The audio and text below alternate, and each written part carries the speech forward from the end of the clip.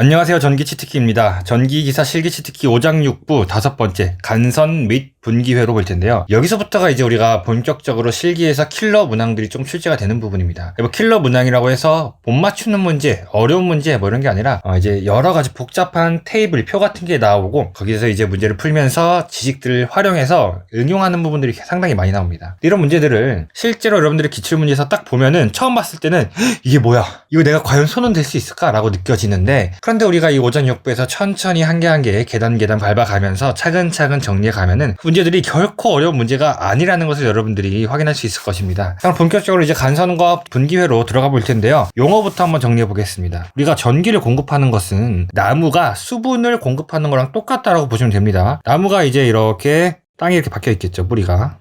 박혀가지고 줄기가 먼저 수분을 가지고 오겠죠. 뿌리에서 줄기로 수분이 전달이 되고 그럼 나무 줄기에서 이렇게 뻗어있는 나무 가지로 이렇게 나가게 되겠죠. 우리가 나무 가지를 분지라고도 하죠. 분지. 이렇게. 그러면 우리가 이 전기에서 이 내용을 그대로 가지고 와볼게요. 첫 번째, 나무의 줄기가 되는 두꺼운 전선이 이렇게 있다고 보겠습니다. 저는 한 가닥으로만 그려볼게요. 여기서 두꺼운 전선에서 이제 나뭇가지로 뻗어 나가듯이 얇은 전선을 여러 개 연결을 합니다. 실제로는 이렇게 두 가닥에다가 이렇게 한 가닥씩 이렇게 나가겠죠. 자, 어쨌든 이렇게 나무의 줄기의 역할을 하는 친구를 우리가 간선이라고 하고 나무의 나뭇가지 역할을 하는 친구, 이 친구들을 우리가 이제 분기선이라고 해요. 분기선. 그리고 이 분기선에 접촉된 회로를 분기회로라고 하게 된다. 이 용어 정도는 간단하게 기억해 주시면 됩니다. 그럼 우리가 앞에서 전선의 단면적 구할 때 뭘 먼저 구한다 그랬죠? 전압 강하. 그리고 두 번째가 허용 전류. 전선의 허용 전류에 대한 이야기를 먼저 해볼 거예요. 간선을 이렇게 그리겠습니다. 그리고 이 간선의 여러 가닥에 분기선이 이렇게 접속되어 있다고 보겠습니다. 이때 분기선에 I1, I2, I3, I4라는 전류가 각각의 분기선에 분기회로에 흐른다라고 할게요. 그럼 이때 이 간선의 허용 전류는 다시 말해서 간선이 버틸 수 있는 최대 전류값은 우리가 이 분기회로에 흐르는 전류의 총합보다 커야겠죠. 다시 말해서 여기에 10A, 10A, 10A, 10A면은 간선에는 총 얼마가 흘러요? 40A가 흐르는 것이겠죠. 40A가 여기를 이렇게 쭉 따라가면서 10A 나눠주는 겁니다. 그럼 우리가 간선을 선택할 때 첫 번째 어떤 것? 분기회로에 흐르는 전류의 총합보다 더 큰 전류를 허용할 수 있는, 감당할 수 있는 전류, 이 전선을 선정해야 된다. 그래요. 그리고 두 번째는 이제 차단기에 대한 것인데 차단기가 이렇게 있다고 볼게요. 차단기에 대한 건 우리가 5장 넘어가면 조금 자세히 배웁니다. 차단기 전선을 이렇게 넣겠죠. 그리고 연결을 해봅니다. 우리가 이제 차단기의 전격 전류라고 하는데 뒤에서 배울 겁니다. 자세히는. 예를 들어서 16A라고 해볼게요. 무슨 의미냐면은 이 차단기에 16A보다 더 큰 전류가 일정 시간 흐르면은 차단기가 떨어지면서 회로를 분리시켜주는 이런 안정장치를 우리가 차단기 전격 전류라고 하는 겁니다. 그럼 예를 들어서 차단기의 전격 전류가 30A예요. 그럼 이 회로에 20A 정상적으로 흐를 수 있어요. 25A 정상적으로 흐를 수 있어요. 근데 사고가 발생해서 만약에 50A가 흘렀어요. 전선에 50A가 흘렀어요. 그럼 일정 시간이 지난 다음에 차단기가 차단 뚝 하고 떨어지면서 회로를 분리해서 전류를 끊어주는 겁니다. 그럼 이때 우리가 간선을 보호하기 위한 차단기를 한 개 설치하겠죠. 이렇게 차단기를 설치했어요. CB라고 써볼게요. 그럼 이 차단기의 전격 전류는 무엇보다 간선의 허용 전류보다 어때요? 작아야 됩니다. 다시 말해서 간선의 허용 전류는 차단기의 전격 전류보다 커야 된다. 예를 들어서 허용 전류가 더 작을 때 어떤 일이 발생을 하느냐? 전선의 허용 전류를 10A라고 할게요. 그리고 차단기의 전격 전류를 16A라고 할게요. 그럼 전선에 한 8A 이렇게 흐르면 문제가 없습니다. 허용 전류보다 작은 값이기 때문에 전선이 녹을 일도 없고 차단기의 전격 전류보다 작은 값이기 때문에 차단기가 떨어질 일도 없어요. 그런데 만약에 전선에 12A의 전류가 흘렀어요. 그러면은 차단기 동작해야 안 해요? 안 하죠. 그런데 전선의 허용 전류보다 크니까 전선의 12A가 지속적으로 오랫동안 흘러요. 그럼 어떻게 돼요? 전선이 녹아버립니다. 이런 일이 발생을 하면 안 돼요. 그럼 어떻게 우리가 설정을 하냐? 반대로 허용 전류가 20A이고 차단기 전격 전류가 16A 이렇게 써야 된다는 거예요. 여기에 15A 흘러요. 안전하죠? 허용 전류보다 작고 전격 전류보다 작기 때문에 괜찮습니다. 그런데 만약에 여기에 18A가 흘러요. 그럼 어떻게 돼요? 전류는 버틸 수 있지만 차단기는 이미 떨어져서 회로를 분리하죠. 그럼 전선에 화재가 날 일이 있어요? 없어요? 없다는 거죠. 그래서 전선의 허용 전류는 차단기 정적 전류보다 크게 한다. 그래서 간선의 차단기는 간선의 허용 전류보다 작으면 되는 것이고, 이 분기선의 허용 전류는 우리가 분기선에 시설하게 되는 차단기의 정격 전류보다 크면 된다라는 겁니다. 이해되셨죠? 자, 그러면은 여기까지는 우리가 그냥 기본 지식으로 깔고 가는 거고, 실제 문제에서는 어떤 공식을 우리가 이해해야 되냐? 바로 분기 회로수입니다. 분기 회로수. 이렇게 한번 볼게요. 우리가 사용하는 부하 용량의 총량이 한 10kW 정도 된다라고 볼게요. 이게 얼마예요? 10,000W죠. 10,000W. 그리고 사용 전압이 220V라고 하겠습니다. 다시 말해서 우리가 사용하는 모든 부하의 총 용량이 이제 10kW고 사용 전압이 220V다라는 거예요. 그럼 간선에 흐르는 전체 전류 I는 전압분의 전체 부하 용량이 되겠죠. P. 대입해 보면은 220분의 10,000 되겠습니다. 계산해 보니까 45.45A 정도가 됩니다. 그럼 이때 우리가 45A면은 여기에다가 45A 이렇게 하는 게 아니라 우리 처음 봤던 것처럼 이 분기 회로를 예를 들어서 4개를 한다. 4개를 하면은 45 나누기 4를 해가지고 적당히 n분의 1로 보내주는 게 회로를 구성하기 좋다라는 거예요. 그럼 이때 장점이 뭐냐? 만약에 우리가 이거 3개 안 쓰고 이 4번째 회로에 모두 45A를 모두 다 쓴다라고 해볼게요. 이때 엄청나게 많은 부하 용량들이 연결되어 있겠죠. 예를 들어서 전등 한 50개, 컴퓨터 20대, 에어컨 2대 이렇게 여러 개가 연결되어 있어요. 그 중에서 만약 한 개만 고장이 났어요. 전기적으로 전선이 끊긴다거나 단락이 발생했다거나 누전이 발생을 했어요. 그럼 차단기가 끊어지겠죠. 그럼 이 모든 것들이 동시에 다 꺼지는 거예요. 이렇게 하면 얼마나 불편해요. 그래서 우리가 이런 것들을 방지하기 위해서 또 여러 가지 좋은 점이 있습니다만 대표적으로 이런 것들을 방지하기 위해서 회로를 여러 개로 분리시킵니다. 이때 회로를 분리시킬 때 이 회로의 기준값을 차단기의 용량으로 보통 잡아요. 차단기의 용량. 가장 최소로는 우리가 보통 16A짜리를 씁니다. 여러분들 집에 신발장 쪽에 가면은 뭐 있어요? 분전함 있어요. 분전함 열어보면은 분기선용 차단기의 용량이 대부분 16A로 되어 있을 거예요. 옛날 것들은 아마 15A도 있습니다. 요즘 다 16A 쓰죠. 그러면 우리가 이렇게 한번 접근을 해보는 거예요. 전체 전류가 45A였어요. 이 45.45A를 차단기의 최소 용량인 16으로 한번 나눠봐요. 그럼 뭐가 돼요? 2.84가 되죠. 무슨 의미냐면 우리가 이 45.45A를 공급하기 위해서 차단기를 또는 회로를 2.84개만큼 써서 n분의 1, n빵 해주자. 그런데 우리 전선 한 가닥, 두 가닥, 세 가닥은 있어도 2.84가닥은 없죠. 차단기 한 개, 두 개, 세 개 있어도 2.84개라는 건 존재하지 않죠. 그래서 이것보다 바로 큰 정수값 3개, 즉 여기서 우리가 소수점을 절상한다라고 표현을 해요. 소수점을 절상해서 정수값으로 선정한 다음에 분기 회로를 3개를 만들어 주는 겁니다. 이해하셨나요? 이런 식으로 우리가 분기 회로수를 정하는데 그걸 공식화하면은 분기 회로수 n은 어떻게 했어요? 차단기의 전격 전류 16A였죠. 분자에는 못 썼어요. 전체 부하 전류. 또는 이렇게 쓸 수도 있어요. 여기에다 각각 우리가 전압 V를 곱해주는 겁니다. 그럼 어떻게 돼요? 분모는 사용전압 곱하기 차단기의 전격 전류가 되고 분자는 전류 곱하기 V, 사용전압 곱하기 부하 전류니까 부하 용량 P라고 쓸 수 있는 거죠. 그리고 이것을 우리가 소수점을 절상해서 회로 몇 개 이렇게 쓸 수 있는 겁니다. 됐어요? 그럼 우리가 바로 대표 예제 같이 한번 풀어볼게요. 문제 보겠습니다. 단상 2선식 220V 옥내 배선에서 소비 전력 60W, 역률 90%의 형광등 50개. 그럼 첫 번째 조건이 이건 거죠. 소비 전력이 60W이고 역률이 0.9인 형광등이 50개. 그리고 두 번째 조건이 뭐냐? 소비 전력이 100W인 백열등 60개를 설치할 때 최소 분기 회로수를 몇 회로로 해야 되는가? 단 16A 분기 회로로 한다. 무슨 말이에요? 차단기 전격 16짜리 쓴다라고 이해하면 된다는 거예요. 그래서 첫 번째로 우리가 부하 전력부터 한번 구해볼게요. 문제에서 주는 첫 번째 조건, 소비 전력이 60W짜리 형광등이 50개래요. 그럼 이게 뭐예요? 3000W죠. 3000W 맞아요? 그런데 끝이 아니죠. 자, 두 번째, 소비 전력이 100W인 백열등 60개도 있습니다. 이 두 번째 부하의 유효 전력 뭐라고요? 100W인데 60개다. 맞아요? 그럼 얼마? 6000W. 이렇게.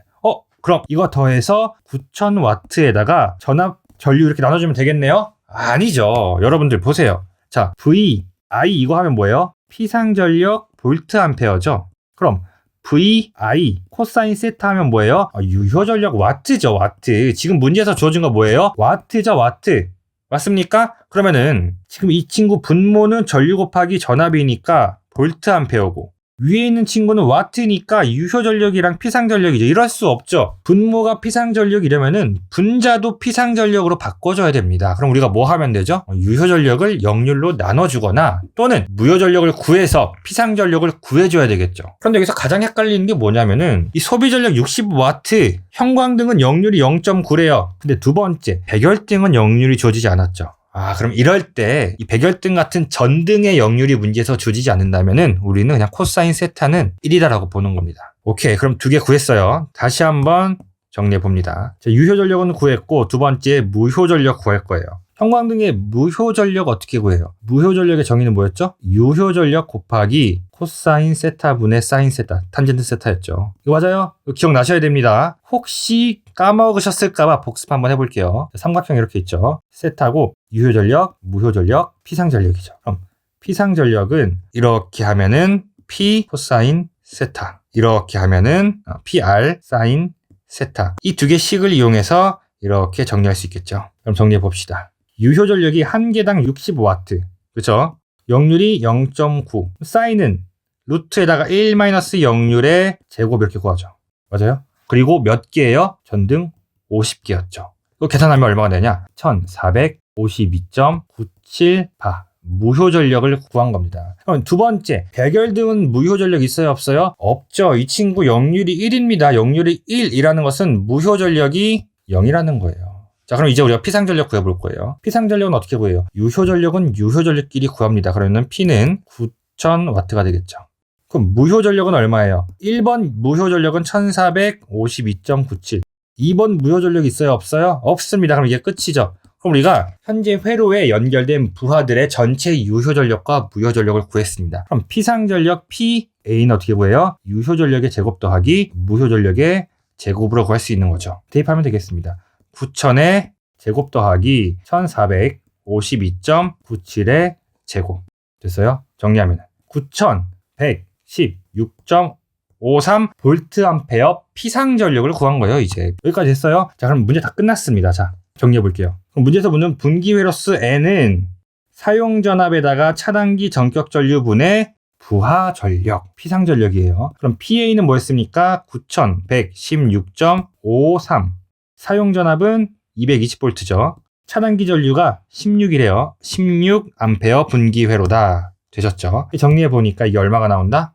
2.59가 나와요. 그럼 우리 소수점 어떻게 한다? 절상한다. 그러면 우리가 정답을 이렇게 써주시면 돼요. 16A짜리 분기회로가 3회로가 필요하다, 또는 3개가 필요하다, 이렇게 정답을 작성해 주시면 되겠습니다. 이 문제에서 이제 가장 중요했던 포인트는 뭐냐면은 결국 첫 번째 부하와 두 번째 부하, 다시 말해서 형광등과 백열등의 역률이 서로 달랐어요. 형광등의 역률은 0.9였고 백열등의 역률은 1이었습니다. 그럼 역률이 서로 다른 피상 전력은 산술합이 아니라 벡터합으로, 벡터합이 뭡니까? 유효 전력끼리 구하고 무효 전력 구해서 벡터합, 이렇게 피타고라스로 더해주는 거, 이걸 벡터합이라고 하는 거예요. 이렇게 구한 다음에 비로소 우리가 전체적인 피상 전력을 구할 수 있는 거고, 그 값을 사용 전압과 차단기 전격 전류로 나눈 다음에 소수점을 절상해서 분기회로 개수를 구할 수 있겠다. 정리해 주시면 되겠습니다. 간선 및 분기회로 두 번째는 부하 집계표의 해석입니다. 이 부하 집계표란 게 무엇이냐면은 그림과 같이 이런 회로가 있을 때 이 회로의 부하들이 각각 A선 그리고 B선 또는 A상, B상의 부하가 어떻게 나뉘어져서 공급되는지를 표로 한번 작성해 보는 겁니다. 이 부하 집계표를 작성해서 우리가 뭘 할 거냐? 분전반을 한번 꾸려보는 거예요. 여러분들 우리 집에 있는 두꺼비집 분전반 말고 상가나 가게에 있는 분전반 보면 이렇게 크게 돼 있는 거 한번 본 적 있을 겁니다. 혹시 본 적 없다면은 여러분들 네이버나 구글에 한번 분전반 이렇게 한번 쳐보세요. 그러면 이렇게 비슷한 게 생긴 게 있을 건데, 우리가 부하집계표를 이용해서 분전반을 어떻게 구성하는지, 이게 시험에는 어떻게 나오는지까지 한번 연결을 시켜서 이번 시간에 배워볼 겁니다. 첫 번째, 그럼 부하집계표부터 한번 같이 작성을 해볼 건데, 우선 부하가 있어요. 보니까 A, N, B예요. 이거 뭐예요? 단상 3선식이죠. 맞습니까? 단상 3선식. 단상 3선식에서는 중성선은 우리가 부하를 분담하고 있지 않다라고 보고요. 모든 부하는 A 또는 B가 분담을 한다라고 보는 거예요. 그러니까 중성선 빼고 상전합선 A와 B가 부하를 어떻게 가지고 가냐, 어떻게 공급하고 있는지를 보는 겁니다. 자, 표 한번 봅시다. 회로 번호가 1번일 때 부하 명칭이 H1이래요. 그럼 이 친구죠, H1. 이 친구가 용량이 얼마? 1kVA다. 그럼 표 보니까 부하 볼트암페어라고 돼 있죠. 그럼 1kVA는 1000V, 1000이라고 써줄게요. 그리고 부하 분담을 봅니다. 이 친구는 A와 N 사이에 걸려 있죠. 그럼 A가 1000을 가지고 간다라는 겁니다. N이랑 500, 500 이게 아니고 그냥 무조건 A, N 사이면은 N, 아니 A, B, N 사이면은 B 이렇게 하는 거예요. 그럼 A, B 사이면은 이렇게 예를 들어서 이 친구 A, B 사이면은 A랑 B랑 반반 가져가는 거죠. 이해되셨죠? 그럼 보겠습니다. 그럼 M2는 뭔가요? M2 어디 있어요? M2 여기 있네요. M2 용량 0.9kVA, 다시 말해서 900V가 되겠고요. AN 사이에 걸려 있으니까 A가 부하를 분담하고 있다라고 보는 겁니다. 3번 H3 볼게요. H3는 여기 있네요. 그럼 B와 N 사이에 걸려 있죠. 그럼 이 친구는 B가 분담을 하고 있죠. 500V, B에다가 500 써주면 되겠죠. M4 볼게요. 900V 어디에? N이랑 B. 그러면은 부하는 900이고 B가 900을 분담하고 있다. H5 한번 보겠습니다. 5kVA. 맞아요? 5kVA인데 A랑 B에 나뉘어서 걸려 있죠. 그러면은 전체 용량은 5000V고 A가 2500, B가 2500 가지고 간다. 이렇게 보면 되는 겁니다. 마지막으로 H6 6번 0.5kVA니까 500V 어디에 걸려 있어요? A와 N이니까 A가 500을 가지고 있다. 그럼 부하의 총량을 계산해 보면은 8800이 되고 A는 4900, B는 3900인데 이 둘을 더하면 뭐다? 총 합계가 되는 것이다. 이게 이제 부하 집계표예요. 물론 실제로 이것을 작성하는 문제는 없는데 우리가 이렇게 한번 작성해 보면은 이 표가 이렇게 구성되는구나 라고 알 수 있습니다. 자, 우측에 차단기까지 한번 보겠습니다. 차단기에 극수라는 게 있어요. 극수. 뭘 의미하냐? 자, 오른쪽 볼게요. 이 분전반에서 보면은 이 까만 색깔 이거 있죠. 이 스위치. 이걸 우리가 이제 차단기라고 합니다. 차단기. 근데 우리가 실제로 우리나라에서 요즘 쓰는 것은 합쳐진 거 한 개로. 전선이 두 가닥짜리면은 두 가닥 합쳐진 거. 전선이 세 가닥짜리면은 세 가닥 합쳐진 차단기. 이런 걸 써요. 우리가 이것을 이제 동시 개폐형이라고 하는데 이거는 손잡이가 한 개예요. 그래서 이 한 개를 열면은 두 개가 동시에 접속되고 차단기를 내리면은 두 선이 동시에 분리되는 이런 차단기를 동시 개폐형이라고 합니다. 그런데 옛날에 어떤 차단기를 우리가 썼냐면은 단극 차단기를 썼어요. 단극. 무슨 말이냐면은 각 상의 차단기를 별도로 따로따로 설치하는 차단기를 썼단 말이에요. 근데 단상 3선식이 옛날에 우리나라에서 사용하던 거잖아요. 이 차단기도 옛날에 사용한 거 가지고 문제를 냅니다. 그러니까 이게 실제는 이런 거 안 씁니다. 우리나라에서. 근데 문제에서 출제가 되니까 우리가 이런 구성이 어떻게 되어 있는지 한번 알아보자는 거예요. 자, 그래서 우리가 이제 차단기를 각 상에 모두 설치를 합니다. 그런데 중요한 건 뭐냐? 중성선에는 설치하지 않습니다. 요즘 차단기는 제가 뭐라 그랬어요? 선이 3개면은 이 세 선 모두 받는 삼극 차단기, 동시 개폐형 차단기를 써요. 이때는 우리가 중성선을 같이 차단기에 연결을 해요. 왜? 동시 개폐형이기 때문이에요. 동시 개폐형. 근데 동시 개폐형인데 우리가 이런 거는 나중에 배웁니다. 선입 후절이라고 해가지고 좀 너무 깊게 들어가지 않을게요. 중성선을 투입할 때는 다른 두 개보다 먼저 투입하고 중성선을 분리할 때는 다른 중성선보다 나중에 분리한다 뭐 이런 건데 이런 걸 떠나서 우선은 우리가 동시 개폐형 차단기를 쓸 때는 N상에다가도 우리가 이 통째 하나의 차단기를 쓸 수 있어요. 근데 이렇게 단극 차단기를 쓸 때는 중성선에는 차단기를 시설하지 않는다. 말은 길었지만 결과는 이거예요. 그래서 우선 모든 선에 즉 모든 상전압선에 A와 B에는 차단기가 모두 들어갑니다.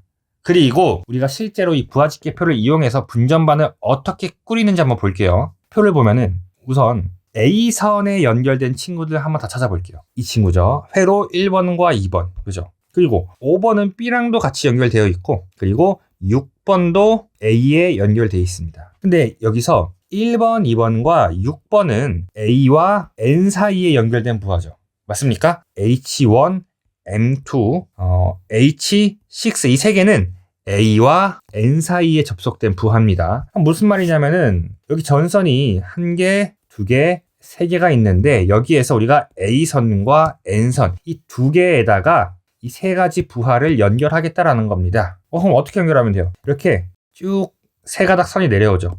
이 세 가닥 선을 우리가 뭐라고 하면 돼요? 간선이라고 하면 되겠죠. 간선. 맞아요? 간선이 세 개가 나오면은 그 간선에서부터 우리가 회로를 분기 회로를 만들어 주는 겁니다. 회로 넘버 1부터 볼게요. 이 친구 뭐 연결하라 그랬어요? A랑 N. 그래서 여기 A를 내려오는 곳에 연결을 해서 쭉 뽑아주고요. 이렇게 하면 잘 안 보이나요? 자, 빨간색으로 할게요. 내려온 곳에 쭉 뽑아주고요. 두 번째, N에서 내려오다가 한 개를 쭉 뽑아가지고 1번 회로를 연결하는 겁니다. 그리고 이게 뭐라고요? H1이었어요. 됐어요? H1. 자, 왼쪽 회로에서 볼게요. 왼쪽 회로에서. 지금 우리가 이 친구 A선에서 한 가닥, N선에서 한 가닥 연결해 준 거죠. 회로 두 번째 볼게요. 2번 회로. 2번 회로 역시도 A와 N에서 연결을 뽑으면 되죠. 맞아요? 그러면은 여기 그대로 여기에다가 같이 연결을 해서 뽑아주고 그 다음에 중성선 한 개 뽑아주는 겁니다. 그래서 A선과 N선 두 가닥을 뽑아서 나중에 우리가 여기다가 부하를 연결하게 되는 거죠. 이 분전반의 구성이 이제 이해가 되시죠? 자, 그러면은 회로 3번과 4번 볼게요. 회로 3번과 4번은 B 부하에만 연결되어 있죠. 다시 B와 N 사이에 연결되어 있단 말이죠. 그러면은 자, 3번 회로를 B에서 한 가닥, 그죠? N에서 한 가닥 이렇게 뽑아줍니다. 4번 회로도 B에서 한 가닥, N에서 한 가닥 이렇게 연결을 해주는 겁니다. 되셨죠? 자, 그러면 5번 회로 볼게요. 5번 회로 H5는 어디랑 어디? A선과 B선이랑 연결하는 겁니다. 그러니까 N은 쭉 가다가 A선에서 한 개 뽑고 쭉 가다가 B선에서 한 가닥씩 뽑아오면은 이게 이제 5번 회로의 전원선 두 가닥이 되는 것이겠죠. 6번 회로도 볼까요? 왼쪽 부하직계표에서 6번 A 분담이죠. 그러면은 A랑 N 사이에 걸렸다는 겁니다. 한 가닥은 A에서 같이 뽑아주고 또 한 가닥은 N에서 뽑아주면 되겠네요. 그럼 이게 6번 회로가 되는 것이겠죠. 이게 분전반입니다. 이게 분전반이에요. 그럼 우리가 여기서 이제 뭐 하면 돼요? A와 B에다가만 단극 차단기를 이렇게 설치해주면 되는 겁니다. 됐어요? 이 친구는 두 개고 이 친구는 한 개예요. 왜요? 이 친구는 A선, B선이고 이 친구는 A선, N선이니까 중성선을 설치하지 않은 거죠. 이렇게 연결할 수 있습니다. 자, 그러면은 실제로는 우리가 이거를 시험에서 전기기사 실기에서는 이걸 어떻게 해석하냐? 도면으로 작성할 줄 알아야 됩니다. 볼게요. 우선 A선을 쫙 뽑아줄게요. 두 번째 B선을 뽑아줍니다. 마지막으로 중성선 N선을 뽑아줄 거예요. 각각 A, B, N이라고 할게요. 여기서 우리가 제일 먼저 할 건 뭐예요? A선과 B선에 차단기를 그려주는 겁니다. 차단기를 우리가 회로에서 이렇게 그립니다. 이렇게 동그라미 두 개 위아래로 붙여주고 반달 모양 이렇게 그려주면 이게 차단기를 의미해요. 단극 차단기죠. 근데 만약에 이런 경우도 있습니다. 이렇게 돼 있어요.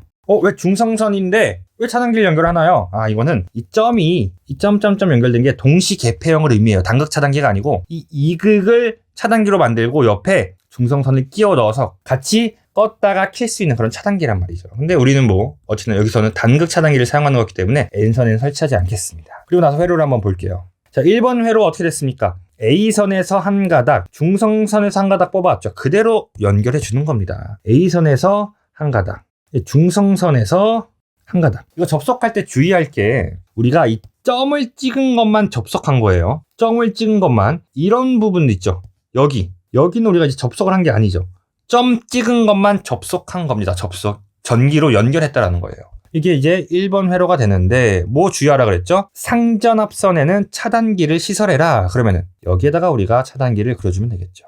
중성선에는 시설하지 않습니다. 2번 회로 볼게요. 2번 회로는 A에서 한 가닥, N에서 한 가닥 이렇게 나오네요. A에서 한 가닥 그대로 같은 접속점 씁니다. 이때 여기서 이거 같은 접속점 쓴다는 게 무슨 말인가요? 자, 전선이 이렇게 한 가닥 있다라고 볼게요.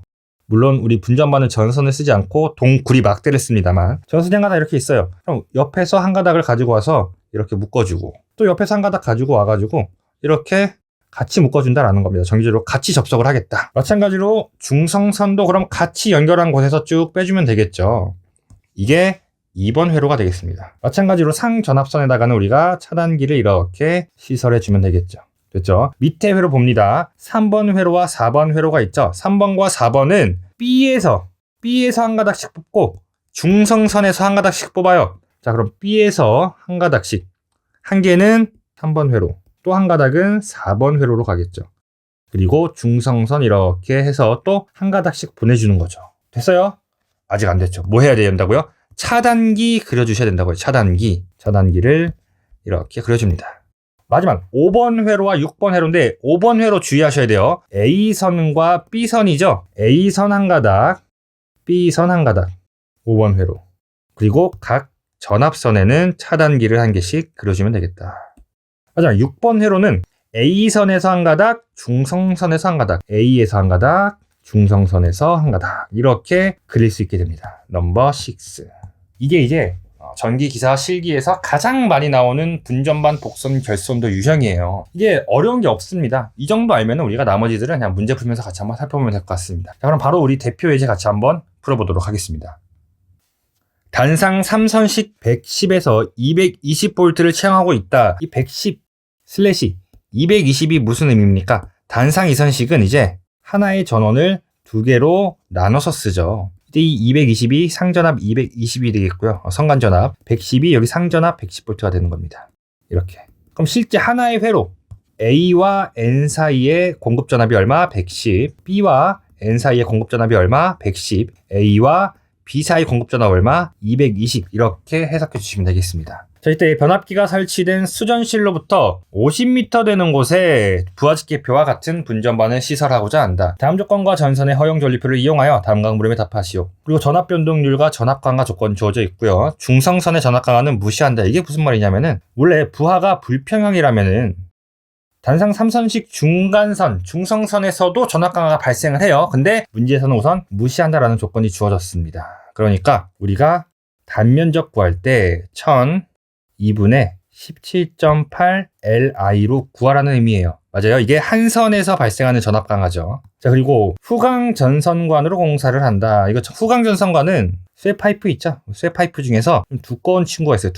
이 두꺼운 쇠파이프로 전선관을 공사해라. 그리고 세 선 모두 같은 선으로 한다. 이건 무슨 의미입니까? 우리가 단상 3선식이니까 세 가닥 전선이 오죠. 이 세 가닥의 단면적을 모두 똑같은 걸로 하겠다라는 의미가 되겠습니다. 그리고 부하의 수용률은 100%로 적용하고 후강 전선관 내 전선의 점유율 48% 이내를 유지할 것. 무슨 의미냐? 이 쇠파이프에다가 전선을 배선을 할 건데 쇠파이프를 단면적을 48%를 초과하지 않게 전선을 채워 넣을 수 있다라는 의미가 되는 것입니다. 여기까지 이해하셨죠? 그리고 우측에 보니까 전선 허용 전류표가 주어져 있고 밑에 부하집계표 보면 우리가 아까 배웠던 것들처럼 이렇게 나와 있습니다. 그럼 문제 1번부터 같이 한번 보겠습니다. 자, 문제 1번. 간선의 공칭 단면적을 선정하시오. 간선이 뭐예요? 모든 부하 전류를 합친 것보다 더 큰 전류를 허용할 수 있어야 된다라고 했어요. 맞아요? 다시 말해서 여기 표에서 이 모든 것들이 이제 분기회로죠. 그리고 아래에 있는 친구가 실제 간선에 걸리는 용량입니다. 분기에 걸리는 모든 용량을 합치면은 간선에 걸리는 용량이 된다. 이 부분이 됐어요. 앞에서 이렇게 배웠죠. 간선이 있을 때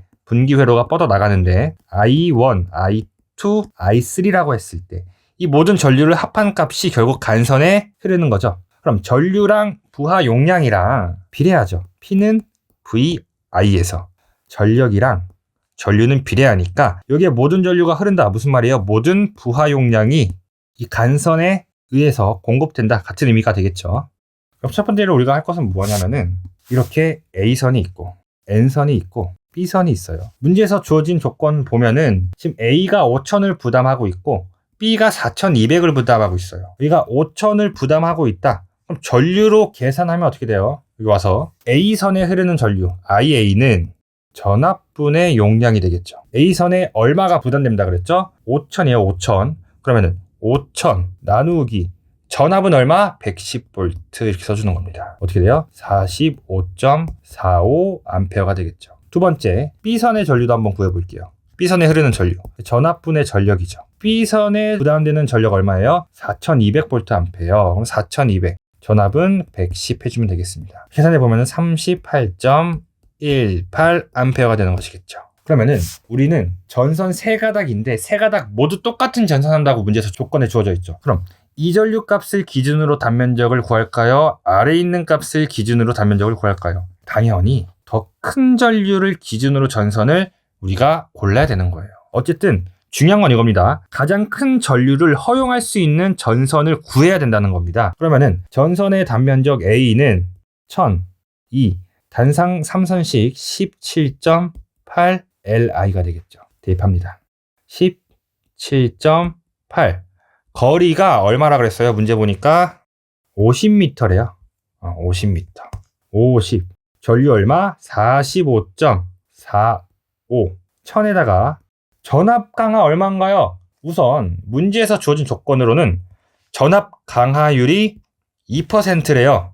2%. 근데 여기에다가 문제에서 전압이 110과 220 두 개가 주어졌어요. 전압 강하율의 공식이 뭡니까? 전압분의 전압 강하죠. 그럼 여기에다가 우리가 전압 곱하면은 전압 강하 구할 수 있는 거죠. 전압 강하. 그럼 어떤 전압을 곱해야 되냐라는 거예요. 110이에요? 220이에요? 항상 이 공식에서의 전압 강하, 전압은 우리가 상전압 기준으로 한다라고 앞에서 배웠죠. 여기에다가 상전압, 즉 110V를 인가하는 겁니다. 대입하는 겁니다. 그럼 110 곱하기 전압 강하율이 얼마였어요? 2%. 그럼 0.02. 됐어요. 공식 다시 한번 정리해 드릴게요. 전압 강하는 뭐다? 전압 강하율 곱하기 전압이다. 전압 강하율은 뭐다? 전압분의 전압 강하다. 이거 꼭 기억해 주시기 바랍니다. 자, 아무튼 이거 정리해 보면은 18.39 제곱밀리미터 스퀘어가 된다. 그럼 전선의 공칭 단면적 보통 문제에서 주어질 겁니다. 웬만하면은 선정하면은 우리가 정답으로는 25 스퀘어 선정이라고 써주시면 됩니다. 이 25 스퀘어는 문제에서 많이 나오기 때문에 그래도 기억해 주시는 게 좋을 것 같아요. 이번 문제에 이어서 봅니다. 후광 전선관의 굵기를 선정하시오 라고 했네요. 보겠습니다. 이 굵기 밀리미터인 거 보니까 우리가 지름이라고 보면 되겠죠. 지름. 앞으로 와서 표 1번 보시면은 지금 우리가 선정한 전선 얼마였어요? 25 스퀘어였죠. 이때 이 25 스퀘어짜리 단면적이 뭘 의미하냐? 전선이 이렇게 있습니다. 전선 안에 도체가 이렇게 들어있겠죠. 우리는 지금 이 도체의 단면적을 구한 거예요. 그럼 실제 여기 껍데기, 피복이라고 하죠. 피복을 포함한 단면적은 문제에서 여기 표에서 뭐라 주어졌어요? 88 스퀘어다. 88 제곱밀리미터다. 그럼 우리가 계산으로서는 구한 것은 도체의 단면적이고 문제에서는 우리가 실제로 구해야 되는 것보다 피복 포함 단면적이다. 88 스퀘어가 되는 겁니다. 그러면은 우리가 단상 3선식이니까 하나의 전선관에 최소 3가닥 이상을 넣어야 돼요. 그러면은 88 스퀘어 곱하기 3 하면 얼마 돼요? 264 제곱밀리미터가 됩니다. 단상 3선식에서 똑같은 전선을 사용했을 때 우리가 최소 부피가 이 정도는 나온다라는 의미가 되는 거예요. 전선 3가닥의 부피가. 근데 문제에서 조건에 또 뭐라 주어졌냐. 자, 조건 읽어볼게요. 후광전선 간의 점선의 점유율이 48% 이내를 유지할 것이라고 했습니다. 무슨 말이에요? 우리가 후광전선 간 이렇게 한번 그려볼게요.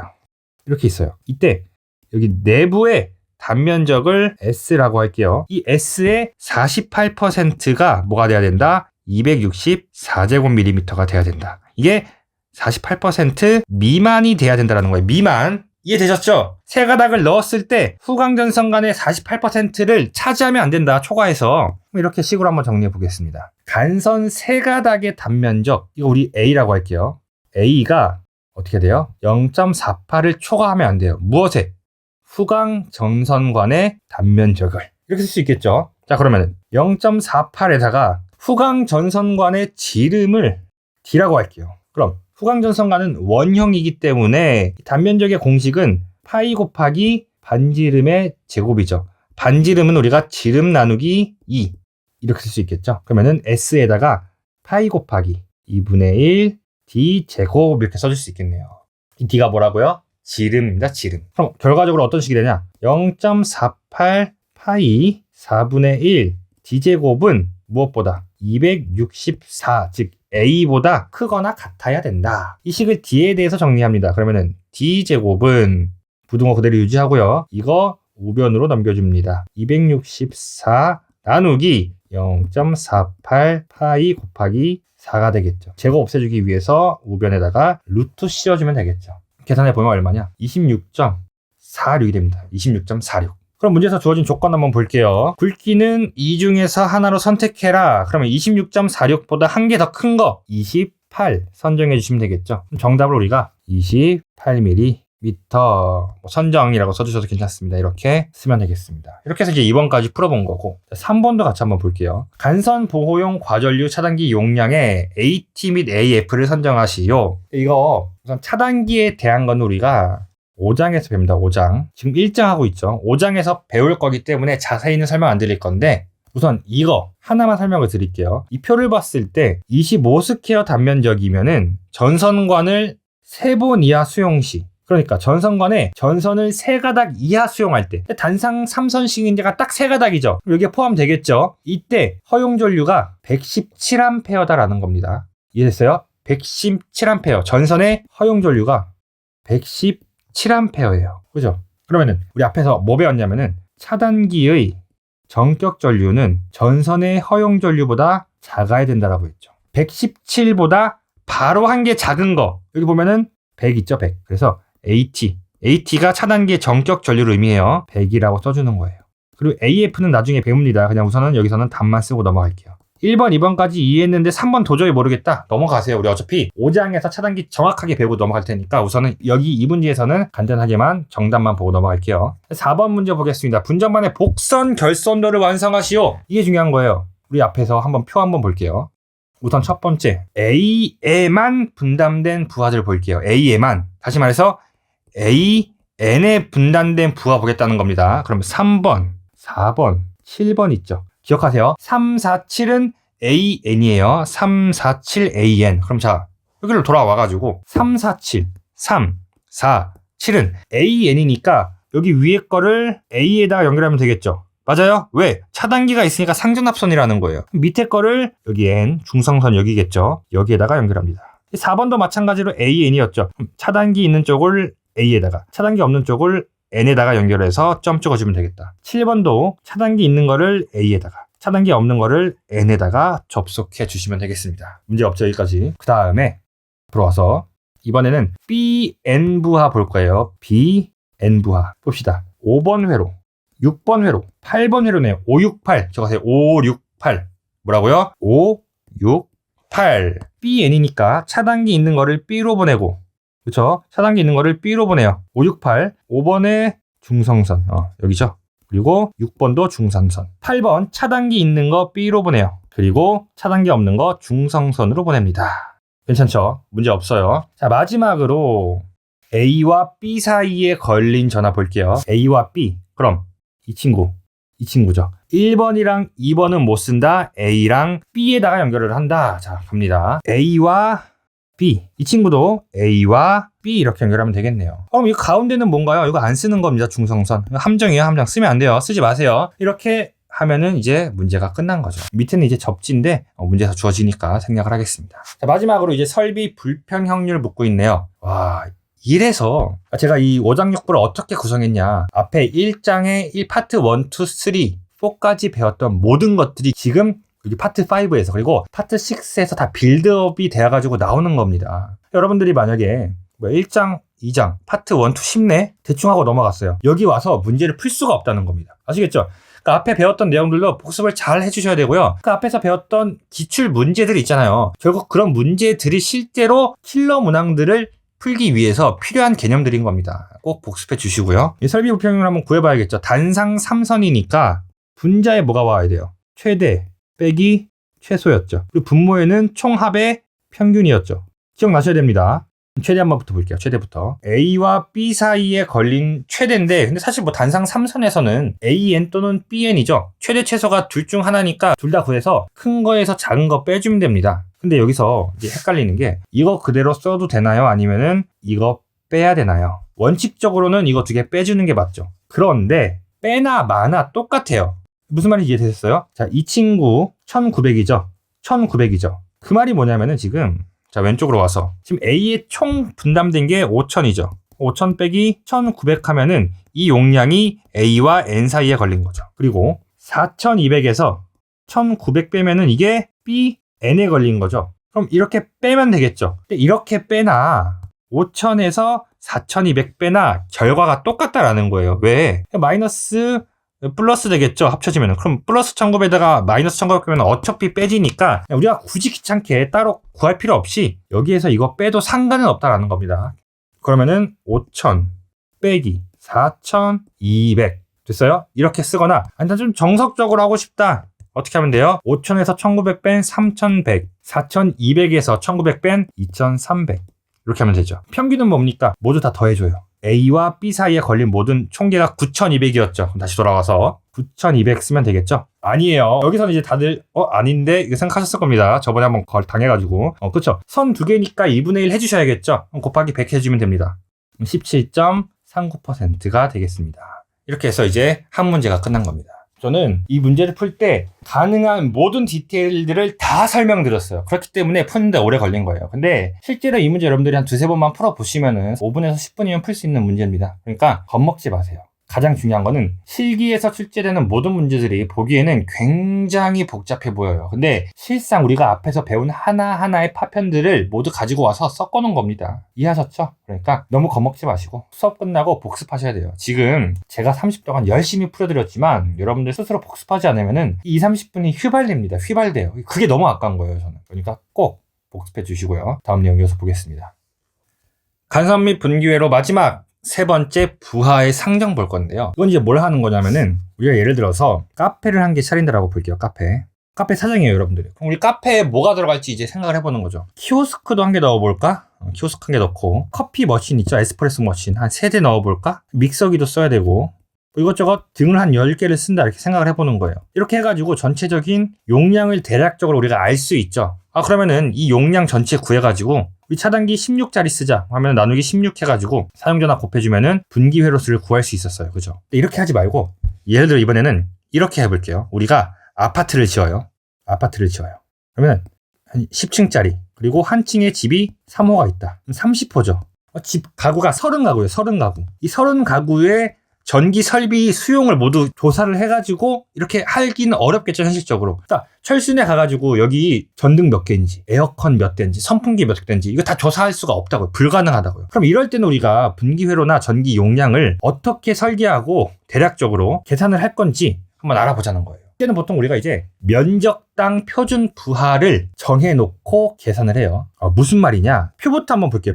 이 표 1번 보면은 주택, 아파트의 경우 이 표준부하가 40V per 제곱미터래요. 표준부하가 갖는 의미를 잘 보셔야 돼요. 40V per 제곱미터다. 이걸 어떻게 해석할 수 있죠? 1제곱미터당 용량을 몇 볼트 암페어 사용할 거냐 이렇게 해석하는 거예요. 우리나라는 이 주택 면적을 할 때 평이라는 걸 많이 쓰죠. 몇 평, 30평, 40평 쓰는데 실제로 수학적으로는 평보다는 우리가 제곱미터를 써야 됩니다. 제곱미터. 만약에 우리 집 면적이 100제곱미터예요. 아파트 100제곱미터. 그러면은 100제곱미터에다가 우리가 뭐라 그랬어요? 1제곱미터당 40V 암페어. 즉 곱하기 40을 해서 4000V 암페어 정도로 전기 용량을 한번 예상해서 이렇게 설계해 보겠다라는 겁니다. 무슨 말인지 이해하셨죠? 그러니까 이것은 면적을 이용해서 대략적으로 전기 설비 용량을 가늠해 보는 방법이구나 이렇게 설명드릴 수 있겠네요. 한번 정확히 한번 뜻이 볼 텐데 공식이 있습니다. PA 더하기 QB 더하기 C예요. PA 더하기 QB 더하기 C. 그럼 P는 뭐냐? 건축물인데요. 건출물 아니고요. 건축물입니다. 건축물의 바닥의 면적. 우리 집 100제곱미터야. 이게 이제 P가 되는 거죠. Q는 뭐예요? 건축물 부분의 바닥 면적. 이건 뭐냐? 이게 우리 집 실제 평수면은 집 계약할 때 뭐 있어요? 전용 면적 있고 부분 면적 막 이런 거 있죠. 이 부분 면적이 이제 여기에 해당하는 거예요.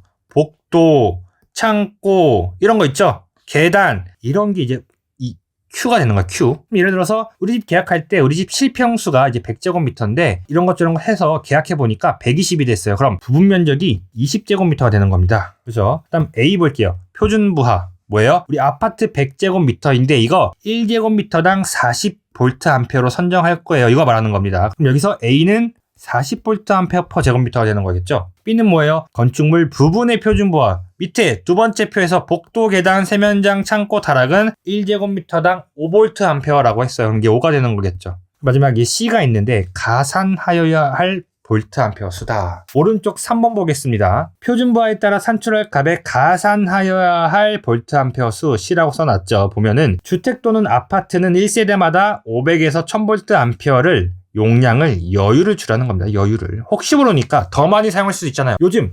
에어컨 쓰죠. 공기청정기 쓰죠. 인덕션 쓰죠. 전기가 얼마나 많이 나가요. 그러니까 여유 좀 주자. 여유 좀 줘라. 그리고 그 밑에도 참고해 주시면 되겠습니다. 뭐 상점의 진열장이나 네온사인, 뭐 영화관 이런 거에 대해서 추가를 해줘라 라는 조건이 되겠습니다. 그럼 우리 집은 집 한 세대니까 최대 1000 가산할 수 있다. 그럼 이걸 다 더해주는 거예요. 다 더해요. 어떻게 더해요? 처음부터 해볼게요. 우리 집 바닥 면적 얼마였어요? 100. 이 바닥 면적이 100이면은 1제곱미터당 40V 곱하기 40 해주는 겁니다. 이게 이제 PA가 되는 거죠. QB는 뭐예요? 복도 계단 면적이 20제곱미터인데 1제곱미터당 5V 해주래요. 이게 QB가 되는 거죠. 그리고 1세대마당 여유를 1000V 주겠다. 그럼 1000 더해주면 되는 겁니다. 이렇게 해서 우리가 부하를 상정할 수 있다. 이렇게 하면 이제 전체적인 용량이 대략적으로 나오겠죠. PA 볼트 암페어가 된다. 그러면 우리가 앞에서 했던 그대로 이 값을 무엇으로? 사용전압과 분기회로의 본격 전류로 나눠주면은 분기회로수를 구할 수 있겠다. 그런 적에서 우리가 주의할 것은 무엇이냐? 밑에 주석 봅니다. 대형 전기 기계 기구가 있어요. 대형 전기 기계 기구 별도로 전용 분기회로를 만들 것. 무슨 말이에요? 여기에다가 용량 더하지 말고 별도로 한 개 빼서 전용 회로를 만들어 주라는 겁니다. 내가 이렇게 다 구해가지고 피상전력 구했어요. 그런데 우리 집에 소비전력이 3kW를 초과하는 에어컨이 한 대 있다고 볼게요. 그러면은 에어컨 용량은 여기에 넣어서 계산하는 게 아니라 이거랑 별도로 한 개의 전용 회로를 추가해주면 됩니다. 됐나요? 그러면 우리가 실제 문제 풀어보면서 같이 한번 해볼게요. 자, 봅니다. 점포가 붙어있는 주택이 그림과 같을 때 주어진 참고 자료를 이용하여 예상되는 설비 부하 용량을 상정하고 분기회로선은 원칙적으로 몇 회로로 하여야 하는지를 산정하시오. 단 사용전압 220에 분기회로 16A 라고 되어 있습니다.